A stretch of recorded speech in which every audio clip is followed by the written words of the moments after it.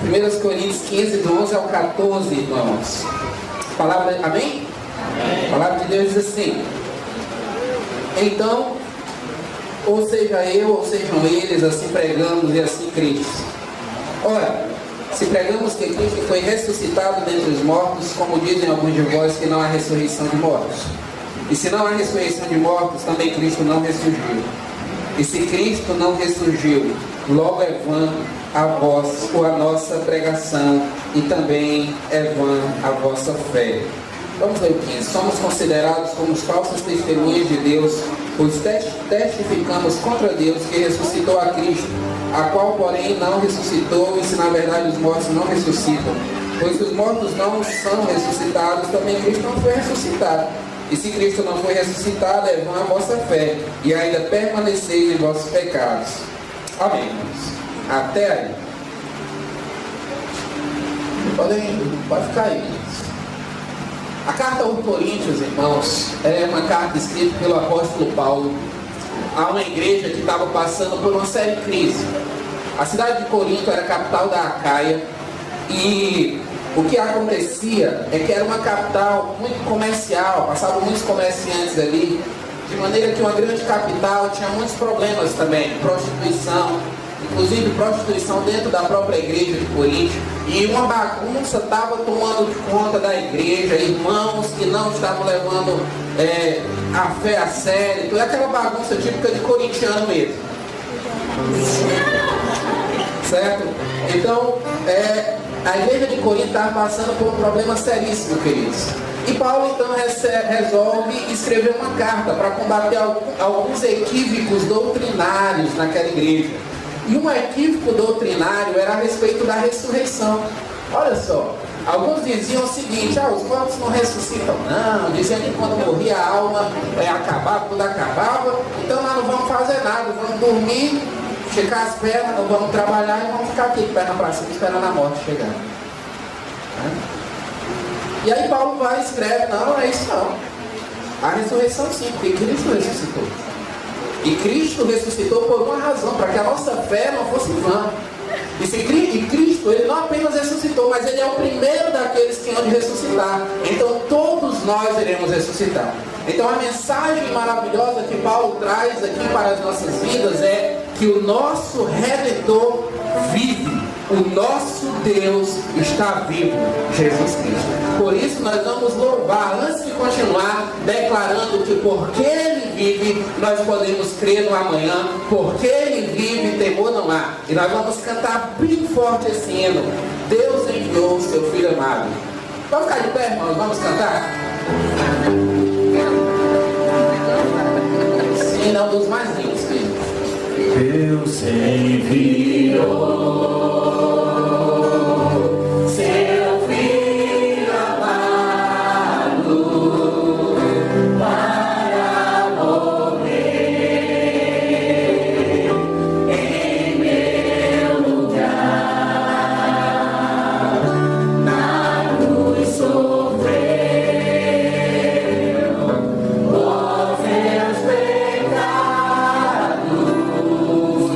mas nos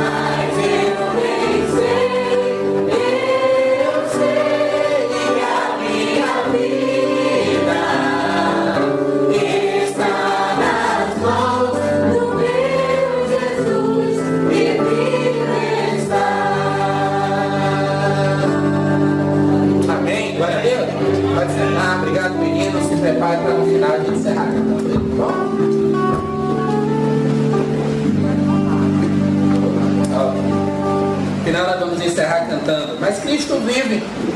Cristo está vivo. A palavra de Deus, no mesmo capítulo lido, lá no início, no versículo 4 em diante, ele diz assim, ó: ele foi sepultado e que ressurgiu ao terceiro dia segundo as Escrituras. Ele foi visto por Pedro, depois foi visto pelos 12, depois foi visto uma vez mais por 500 irmãos, dos quais vive ainda a maior parte, mas alguns já dormem no Senhor. Depois foi visto por Tiago, depois por todos os apóstolos, e por último de todos apareceu também a mim, como a um filho abortivo. Cristo está vivo. Cristo apareceu a Maria Madalena em Mateus capítulo 28, apareceu aos discípulos no caminho de Emaús em Lucas 24, apareceu ao apóstolo Pedro em Lucas 24, 34, aos discípulos pescando em João 21, João 23, a mais de 500 crentes em 1 Coríntios 15, 9 que nós lemos, e para Paulo também no caminho de Damasco em Atos capítulo 9. Provas de que após a sua ressurreição, realmente ele estava ali. Era ele, era o nosso Deus ressurreto, era o nosso Deus vivo que estava na presença dos discípulos. Cristo, ele ressuscitou, ele vive. Nós não adoramos a um Deus morto. Às vezes, irmãos, eu fico chateado quando eu vou a um culto, que aí... Que alegria nesse dia. Não tá para morrer. Eu fico olhando assim, esse caixão de Jesus está lá na frente. Parece um velório de Jesus. Eu acho que Jesus não teve nesse dia na igreja, parece estar velando Cristo. Eu fico chateado, porque nós não adoramos um Deus morto, nós adoramos um Deus vivo. O nosso Redentor está vivo e por isso nós nos alegramos. Nós adoramos um Deus vivo, um Deus também que foi morto no madeiro, mas que ressuscitou ao terceiro dia por nos amar. Mas eu queria nessa noite trabalhar a relevância da ressurreição de Cristo para as nossas vidas. Porque a gente valoriza tanto a morte de Jesus, inclusive muitos usam o crucifixo como Cristo morto. Valorizamos tanto a morte e pouco valorizamos a ressurreição. Mas qual a importância dessa ressurreição? Qual a importância de nós sabermos que o nosso Redentor está vivo? A importância é a seguinte. Primeira importância, porque Ele vive, nós podemos ter a esperança de dias melhores. Porque Ele vive, nós podemos ter a esperança de quê? De dias melhores. Irmãos, eu não sei você, mas eu estou preocupado. Porque a irmã Gabi falou aqui à frente sobre a forma que o nosso Estado do nosso país, tem trabalhado a educação dos nossos filhos. Quando nós olhamos para o Sudeste brasileiro e vimos a escassez de água no Sudeste do Brasil. Quando nós olhamos para o Oriente Médio e vimos guerras, pessoas matando pessoas sem dó nem piedade, esquartejando pessoas e filmando o esquartejamento e mostrando para o mundo inteiro, se quem quiser ver. O nosso mundo, queridos, está de cabeça para baixo. Ontem, quando nós nos reunimos aqui para sair para evangelizar, graças a Deus, uma turma de 12 irmãos, mas você está convidado para o próximo.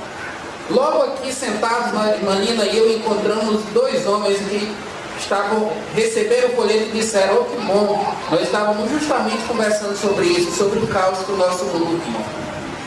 O nosso mundo está uma bagunça. Famílias desestruturadas, pais que não cuidam dos filhos, filhos que não amam os pais, filhos que matam os pais, filhos que não obedecem aos pais, pais que não valorizam seus filhos muitas vezes. E assim, queridos, o nosso mundo está virando um verdadeiro caos, uma verdadeira bagunça. Mas eu tenho esperança de dias melhores. Sabe por quê? Porque meu Jesus vive. Porque o meu Deus vive. E nós podemos esperar dias melhores. E você também pode esperar dias melhores para a sua vida, sim.